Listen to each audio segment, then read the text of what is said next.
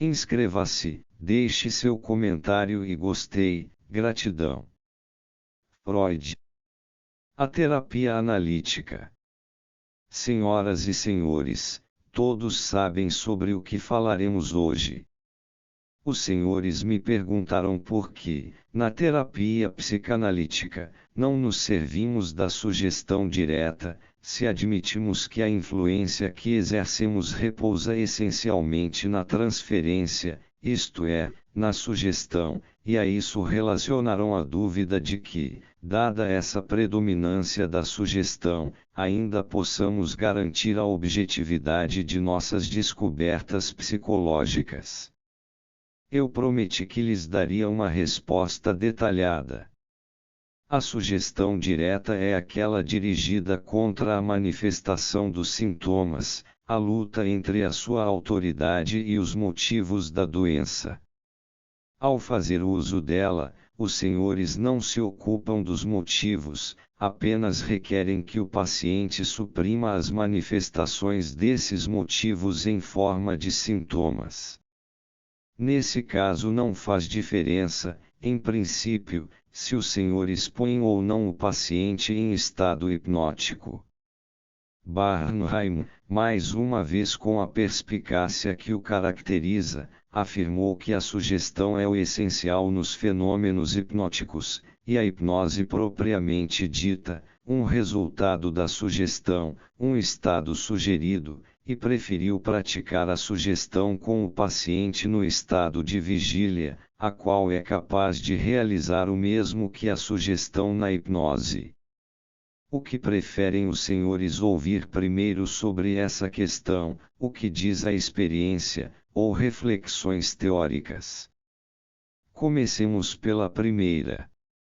Fui discípulo de Bernheim, que visitei em Nancy, em 1889, e cujo livro sobre a sugestão traduzi para o alemão. Pratiquei durante anos o tratamento hipnótico de início, valendo-me da sugestão proibidora e, mais tarde, combinando-o com o método de Breuer de interrogar o paciente. Então, posso falar dos resultados das terapias hipnótica e sugestiva com base em boa experiência própria. Se, conforme uma velha máxima dos médicos, a terapia ideal deve ser rápida, confiável e não desagradável ao paciente, o método de Bernheim atendia a duas dessas condições. Ele podia ser executado com maior rapidez incomparavelmente maior do que o analítico e não implicava esforço nem fadiga para o paciente. Para o médico, ele se tornava monótono com o tempo em cada caso, o mesmo procedimento e o mesmo cerimonial, proibir a existência dos mais diversos sintomas sem apreender coisa alguma de seu sentido e sua significação. Era trabalho servente, não uma atividade científica, e lembrava magia, encantamento e prestidigitação, mas, ante o interesse do doente, isso não contava. A terceira condição não estava presente, confiável. Esse procedimento não era de forma alguma. Em alguns ele podia ser aplicado, em outros, não, em certos pacientes conseguia-se muita coisa, em outros, muito pouco, e nunca se sabia por quê. Pior do que esse caráter caprichoso do procedimento era a pouca duração dos resultados. Após algum tempo, quando se voltava a ter notícia do paciente, a velha enfermidade retornara ou fora substituída por outra. Podia-se hipnotizá-lo de novo. Por trás de tudo, no entanto, havia a advertência, expressa por pesquisadores experientes, de que não se privasse o doente de sua autonomia, pela repetição frequente da hipnose, acostumando-o a essa terapia como se fosse um narcótico. Admitimos que às vezes as coisas se davam conforme o desejado, depois de alguns esforços, obtínhamos sucesso pleno e duradouro. Mas as condições para esse desfecho favorável permaneciam desconhecidas. Certa vez, ocorreu-me de um estado grave, que eu havia eliminado por completo mediante breve tratamento hipnótico, retornar sem nenhuma modificação, depois de a enferma se zangar comigo sem que eu lhe tivesse feito nada. Após a reconciliação, logrei novamente, e de maneira ainda mais radical, fazê-lo desaparecer, mas ele voltou a aparecer depois que se afastou de mim pela segunda vez. Em outra ocasião, aconteceu-me de uma paciente, a quem várias vezes eu ajudara a superar estados neuróticos com a hipnose, de súbito lançar-me os braços em torno do pescoço durante o tratamento de um acesso particularmente tenaz. Querendo ou não, esse tipo de coisa nos fazia pensar na questão da natureza e da origem de nossa autoridade sugestiva. É quanto tenho a dizer sobre a experiência. Ela nos mostra que, ao renunciar à sugestão direta, não estamos abrindo mão de algo insubstituível. Acrescentemos aqui algumas ponderações. A prática da terapia hipnótica demanda pouquíssimo trabalho, tanto do paciente como do médico. Essa terapia está em total consonância com certa avaliação das neuroses que a maioria dos médicos ainda sustenta.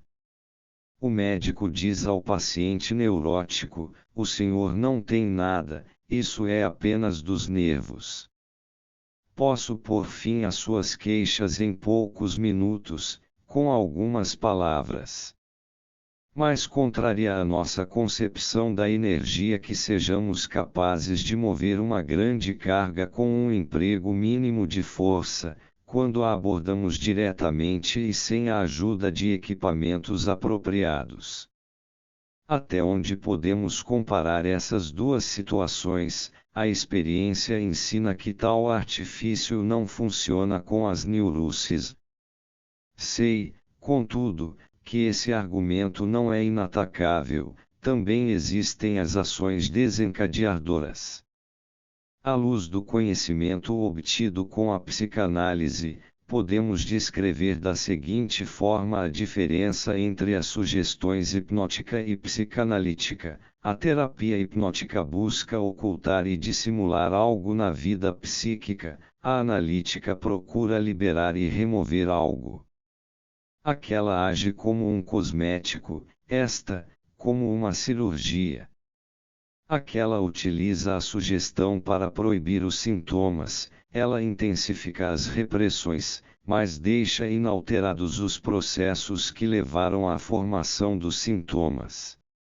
A terapia analítica ataca mais próximo das raízes, onde estão os conflitos de que se originaram os sintomas, e se serve da sugestão para modificar o desfecho desses conflitos. A terapia hipnótica deixa os pacientes inativos e inalterados e, por isso mesmo, incapazes de resistir a novas ocasiões para o adoecimento. O tratamento analítico requer trabalho árduo do médico e do paciente, um trabalho dedicado à anulação das resistências internas. Mediante a superação dessas resistências, a vida psíquica do doente é modificada de forma duradoura, alçada a um estágio superior de desenvolvimento, e fica protegida contra novas possibilidades de adoecimento.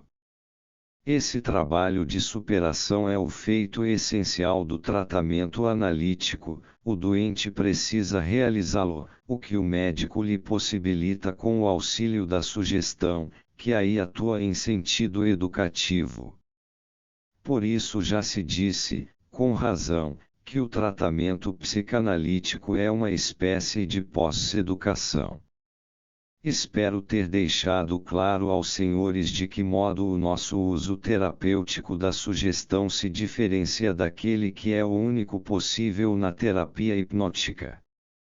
Também o caráter caprichoso, que chamou nossa atenção na terapia hipnótica, os senhores compreendem agora, depois de havermos remontado a sugestão à transferência, enquanto a terapia analítica permanece, no interior de seus limites, previsível.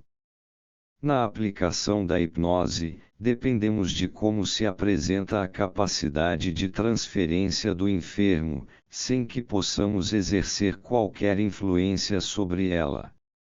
A transferência do paciente a ser hipnotizado pode ser negativa ou, como na maioria dos casos, ambivalente. Ele pode ter adotado posturas especiais para se proteger dela, nada disso sabemos. Na psicanálise, agimos sobre a própria transferência, resolvemos o que se opõe a ela, ajustamos o instrumento com que desejamos influir. Assim se torna possível, para nós, tirar proveito bem diverso do poder da sugestão. Ele está em nossas mãos. O doente não sugere a si próprio o que bem entender, somos nós que dirigimos sua sugestão, até onde ele for acessível à influência deste.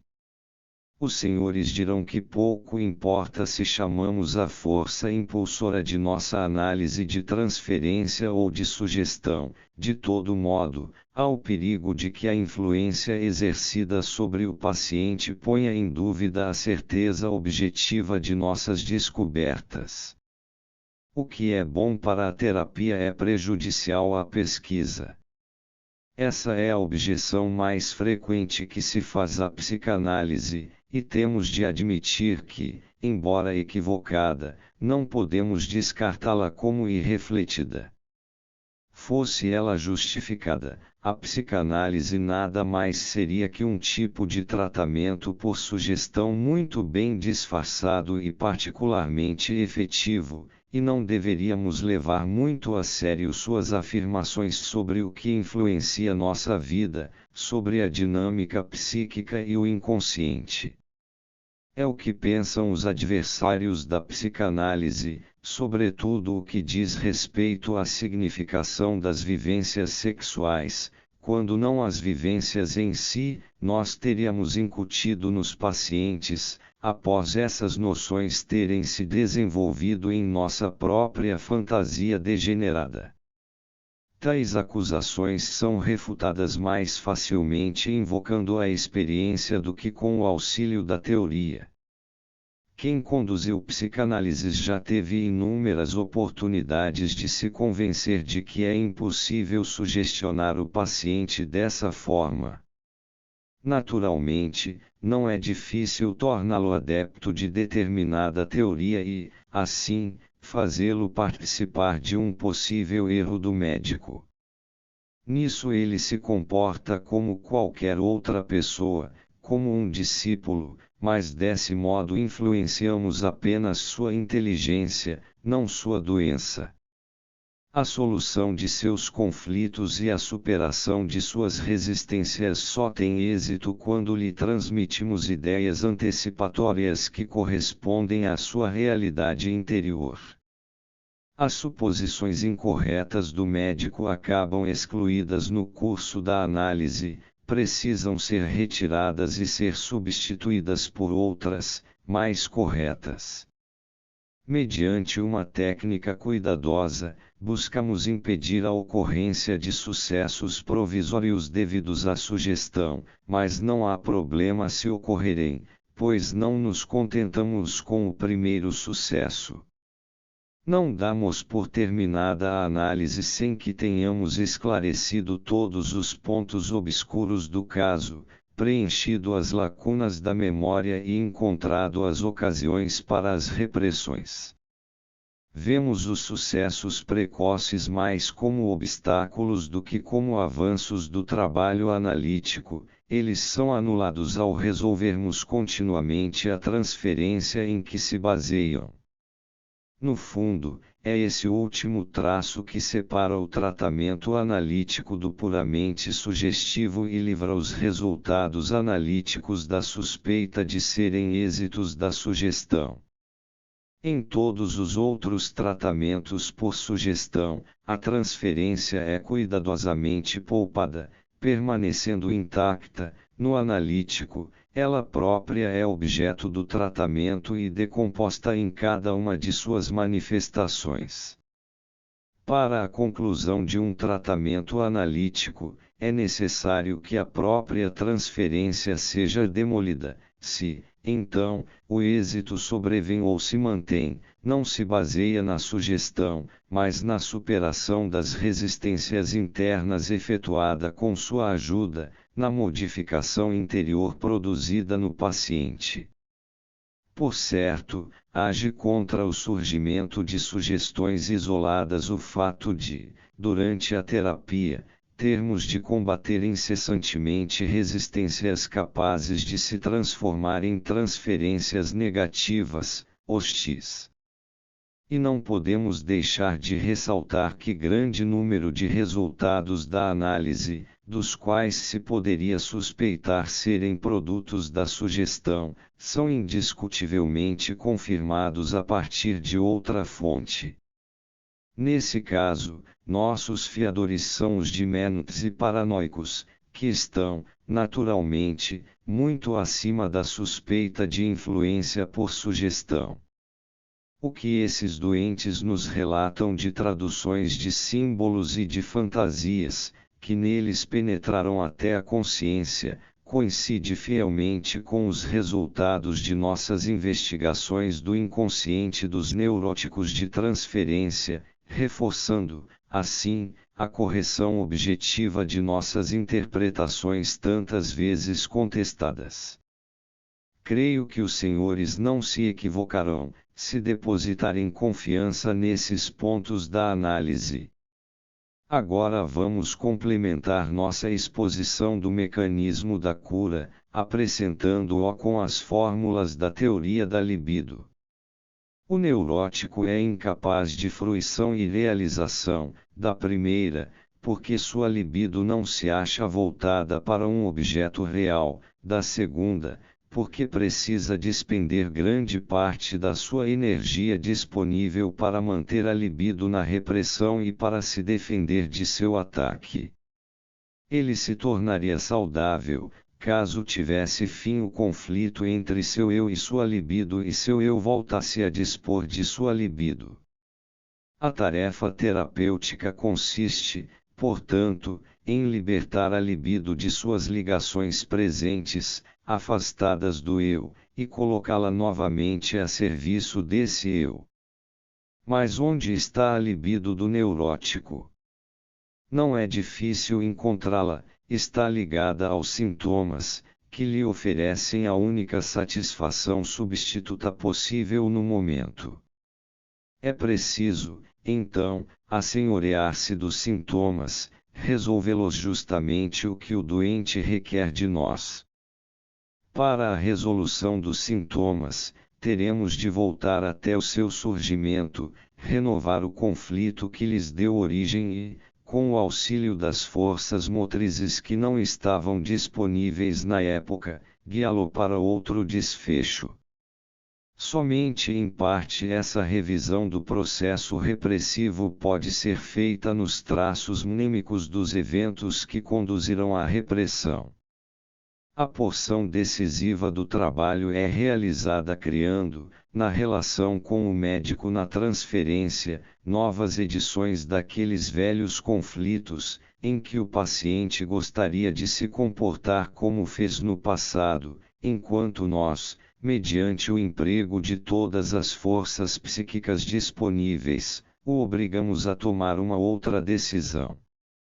A transferência se torna, pois, o campo de batalha em que devem se encontrar todas as forças que lutam entre si.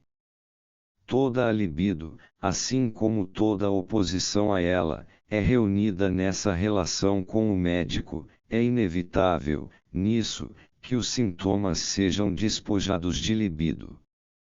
No lugar da doença do paciente, surge aquela produzida artificialmente, isto é, a doença da transferência, em lugar dos diversos objetos libidinais e reais, um só objeto, novamente fantasioso, que é a pessoa do médico.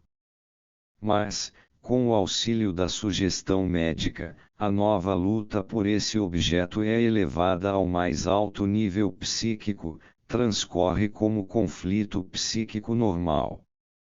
Como se evita uma nova repressão, o estranhamento entre eu e libido tem fim, a unidade psíquica da pessoa é restabelecida. Quando a libido é desprendida do objeto temporário que é a pessoa do médico, não pode retornar a seus objetos anteriores, permanecendo, assim, à disposição do eu.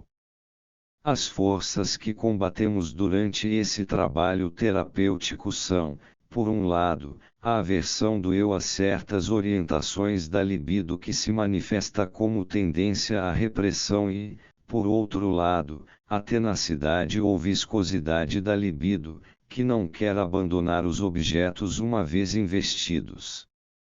O trabalho terapêutico se decompõe em duas fases, portanto.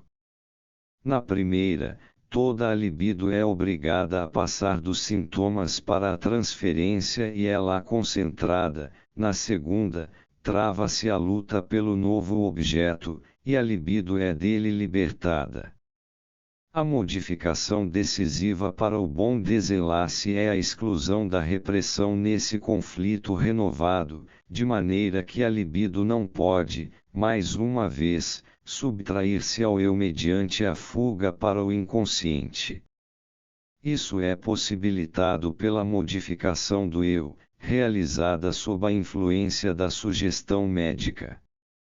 Graças ao trabalho de interpretação, que transforma o que é inconsciente em consciente, o eu é ampliado à custa desse inconsciente, por meio da instrução, ele se torna conciliador em relação à libido, e inclinado a conceder-lhe alguma satisfação, seu medo ante as exigências da libido é reduzido mediante a possibilidade de ele dar conta de uma parte da libido através da sublimação. Quanto mais os processos durante o tratamento corresponderem a essa descrição ideal, maior será o sucesso da terapia analítica. Ele encontra seus limites na falta de mobilidade da libido, que pode relutar em abandonar seus objetos, e na rigidez do narcisismo, que não permite que a transferência objetal ultrapasse determinada fronteira. Talvez lancemos mais alguma luz sobre a dinâmica do processo de cura, com a observação de que capturamos toda a libido subtraída à dominação do eu ao atrair parte dela para nós mediante a transferência. Não é descabido lembrar que não podemos, a partir das distribuições da libido produzidas durante e por intermédio do tratamento, tirar uma conclusão direta sobre sua alocação durante a doença.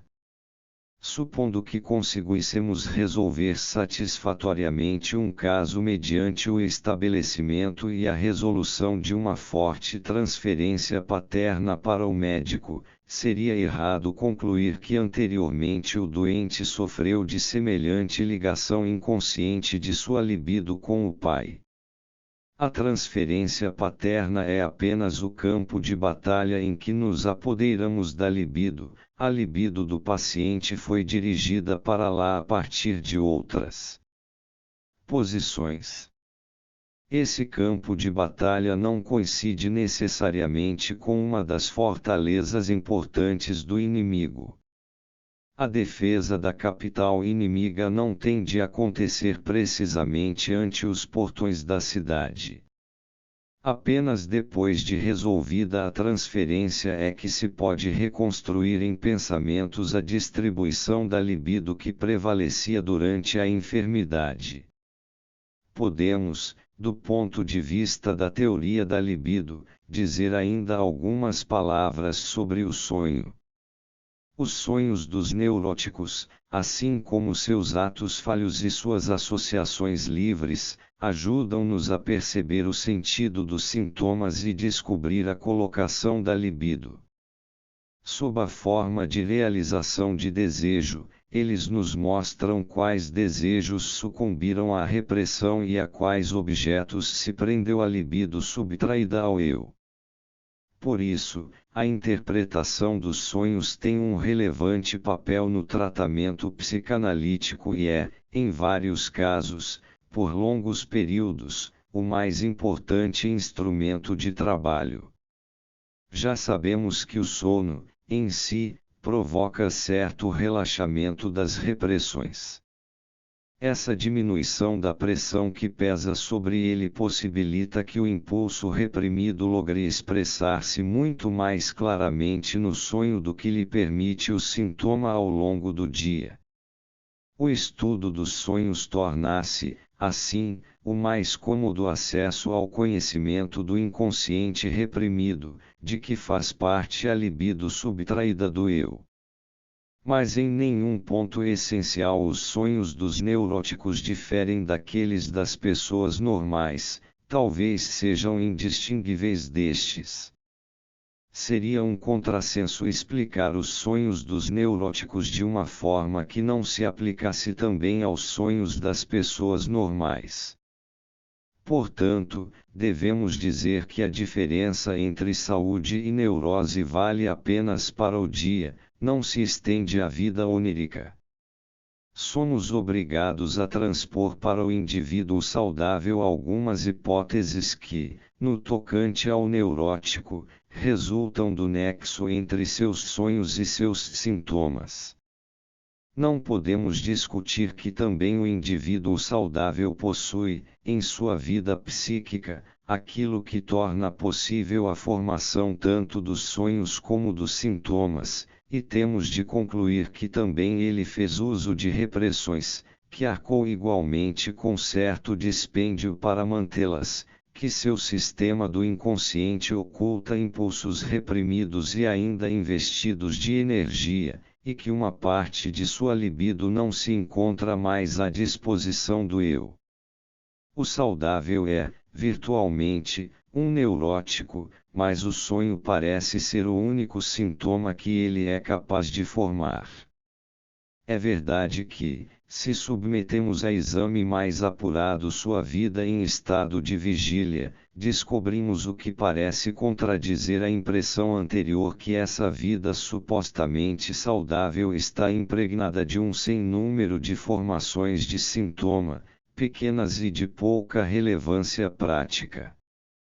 Portanto, a diferença entre a saúde nervosa e a neurose limita-se ao plano prático e é determinada pelo resultado, isto é, se restou à pessoa capacidade suficiente para a fruição e a realização. Provavelmente, essa diferença remete à proporção relativa dos dois montantes de energia, o que permaneceu livre e o ligado à repressão, sendo de natureza quantitativa, não qualitativa. Não preciso lembrá-los de que essa percepção é que fundamenta teoricamente a nossa convicção de que, em princípio, as neuroses podem ser curadas. Isso é o que podemos inferir, quanto à caracterização da saúde, a partir do fato de serem idênticos os sonhos dos saudáveis e os dos neuróticos. No tocante ao próprio sonho, há também a conclusão de que não podemos desprendê-lo de suas relações com os sintomas neuróticos, que não devemos crer que sua natureza se esgotaria na fórmula que o define como uma tradução dos pensamentos numa forma arcaica de expressão, e que temos de supor que ele nos mostra alocações da libido e investimentos objetais realmente presentes. Logo chegaremos ao final. Talvez estejam decepcionados com o fato de, num capítulo sobre a terapia analítica, eu só ter lhes falado de coisas teóricas, e não sobre as condições para empreender o tratamento e os resultados que ele obtém. Mas não abordarei esses dois temas. O primeiro, porque não é minha intenção lhes dar instruções práticas sobre o exercício da psicanálise, o segundo, porque motivos vários me impedem de fazê-lo. No início de nossas conferências, enfatizei que, sob condições favoráveis, alcançamos êxitos que nada ficam a dever aos melhores no âmbito da medicina interna, e talvez possa acrescentar que nenhum outro procedimento teria logrado obtê-los. Se eu dissesse mais, daria margem à suspeita de que desejo abafar com a propaganda as altas vozes dos detratores.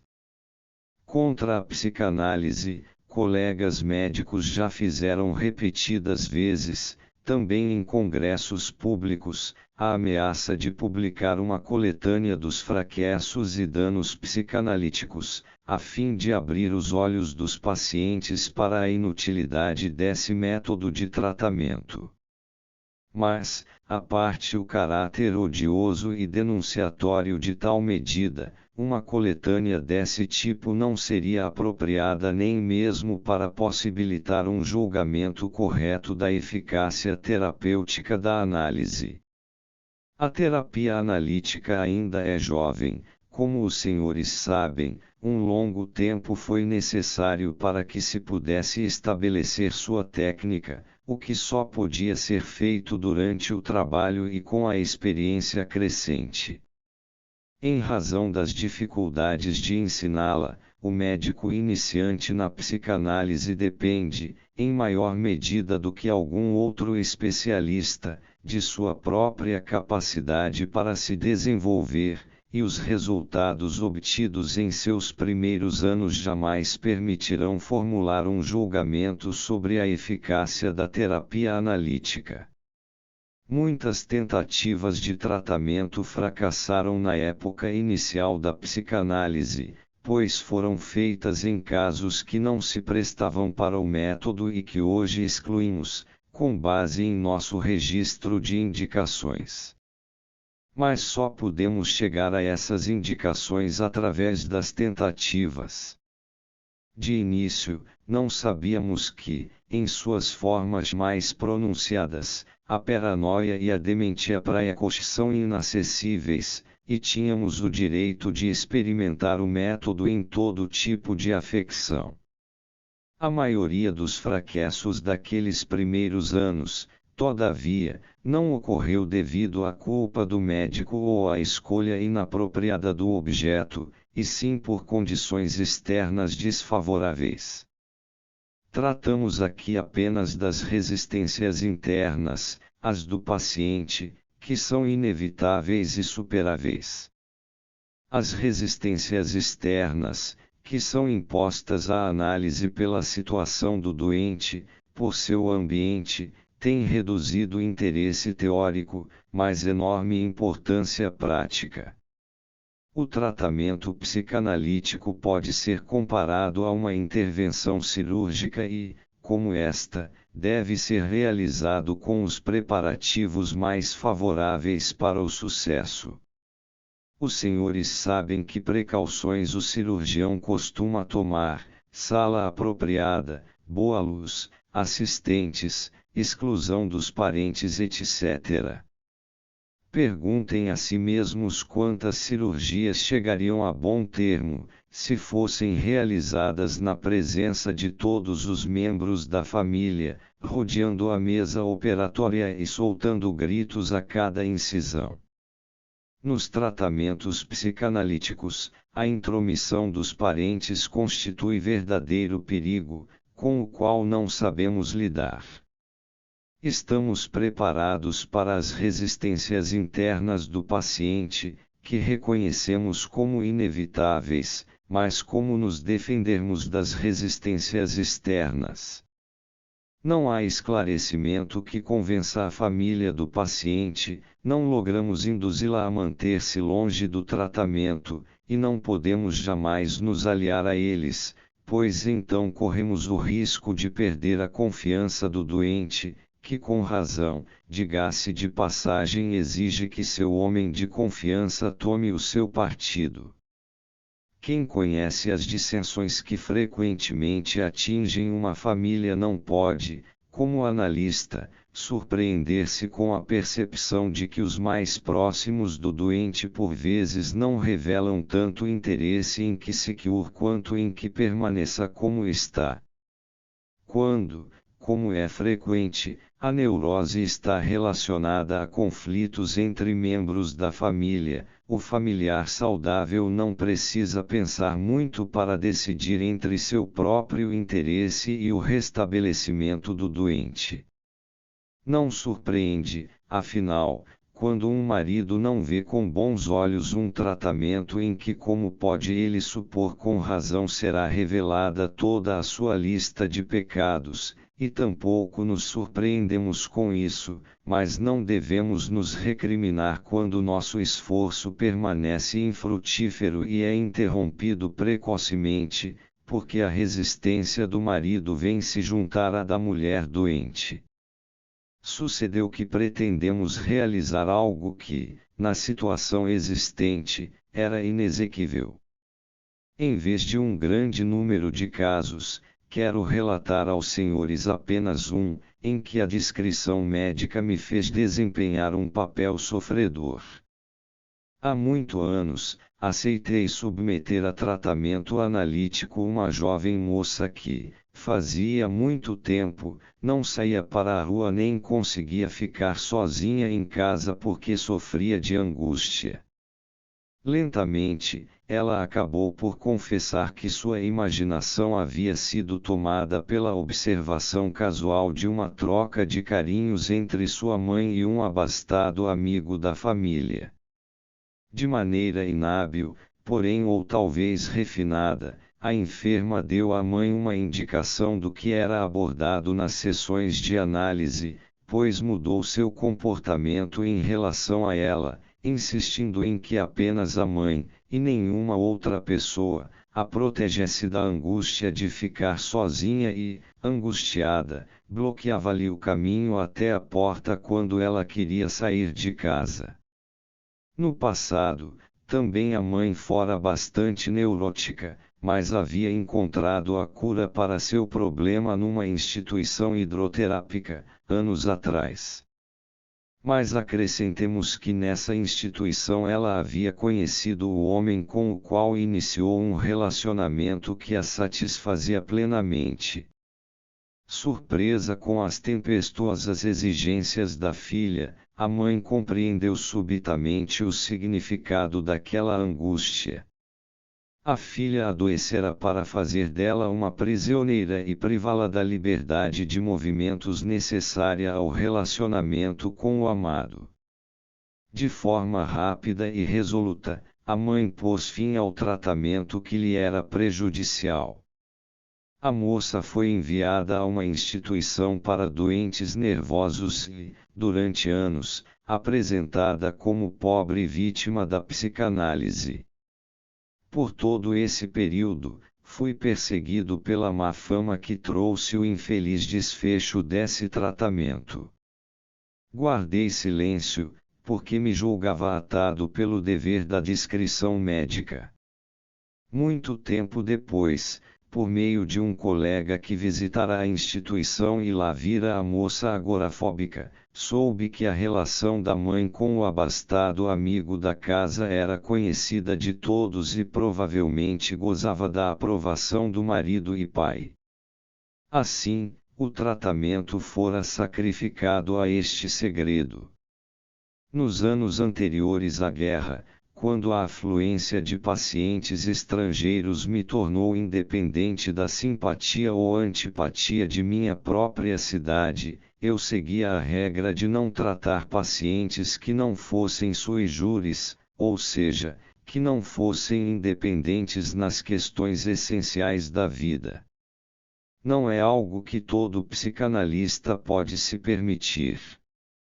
Talvez os senhores concluam, de minha advertência sobre os parentes, que se deveria apartar os doentes de suas famílias para submetê-los à psicanálise, limitando essa terapia, portanto, aos internos das instituições para doentes dos nervos.